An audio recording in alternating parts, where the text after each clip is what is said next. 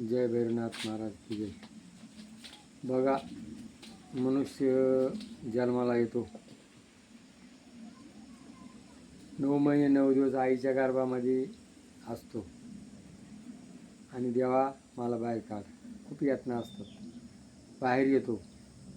बरं आल्यानंतर मग काय करतो, आई आई आई करतो आणि त्याला आईशिवाय दुसरं काही दिसत नाही. नंतर पडतो, डोकं फुटतं, हातपाय मोडतात, शिकून शिकून मोठा होतो. मग मुलांमध्ये खेळायला जातो. मग आईबापाला विसरतो. मुलं मित्र, आजही मुलं जे आहेत ना, मुलं आणि मुली, बाहेरच्या मैत्रिणी मित्र खूप चांगले, पण घरातले आईवडील आहे ना, त्यांना अक्कल नाही अशी मुलं म्हणतात. आणि मग काय जवानीत येते, लग्न करतो आणि मग विषयाची गोडी, विषयाचे समसुख वेगळाची बाहुली, अभराची सावली जायला. आणि मग बायको मुलं होतात आणि मग गरिबी असते, कष्ट करतो, पैसा कमवतो आणि मुलं मोठाले होतात. पण आज आहे ना, या कलियुगात नवीन रोग लागलेला आहे. कोणचा? कष्ट नको, एन्जॉय, फुकट कसं मिळेल. आणि मग तो मुलांना गागतो. ते काय म्हणतात, की बाप याडावले, आई याडावली. काय आता शासन आहे ना, पगार देऊ लागलं, महिलांना पगार, उदरांना पगार, अनेक योजना आल्या फुकट. अरे या फुकट कवर आहे काय? आज दिदी पांडुरंग शास्त्रीची मुलगी परदेशात गेली होती. ते लोक म्हणे आम्ही लोकांना मदत करतो. तिने सांगितलं मदत करू नका, त्यांना विचार द्या, कष्ट करू द्या, कमवू द्या. स्वतः कमवलेलं धन आहे ना, तो सांभाळून खर्च करतो. आणि मग आईबाबा काय म्हणतात, तो वयस्कर होतो, वा वा के, मग ते वासरू शिराई खातं. आणि मग डॉक्टर आणतात, बाबा देवाचं नाव घेतो, काही धन असेल तर मिळेल.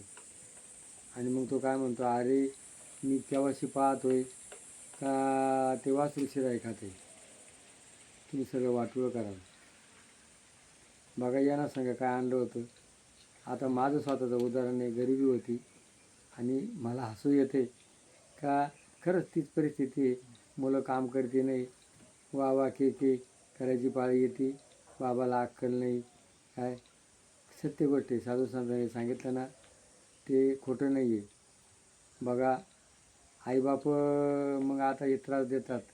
त्यांच्या ताब्यातली सत्ता घ्यायची, काय असं नसं तेवढं वर मारायला. आणि मग त्यांना काय वृद्धाश्रमामध्ये घालतात, काय पडीजमध्ये बाजूला ठेवतात. काय मग आता याच्याकरता मोदींना काय करायला पाहिजे, सक्तीचा कायदा, राष्ट्रपती मुर्मू.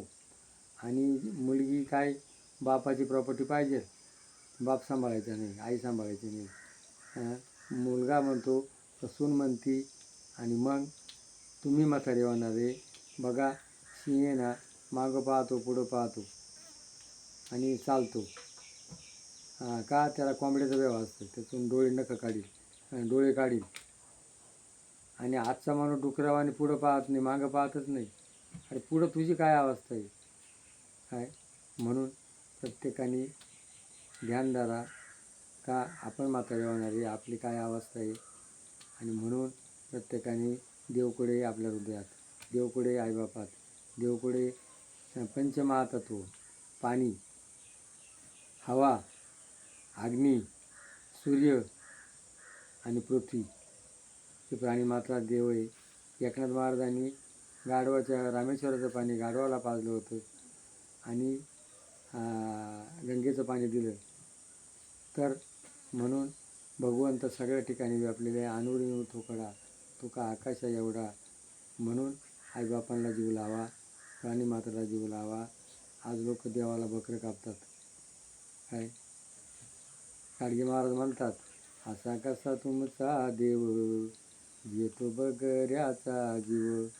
जो देव बकरू खातो तो देव आहे का? आणि म्हणून या जुन्या रूढी आज 21व्या शतकामध्ये आपण विज्ञान झालो, पण माणूस हा सुधारला नाही, अजून अज्ञान आहे.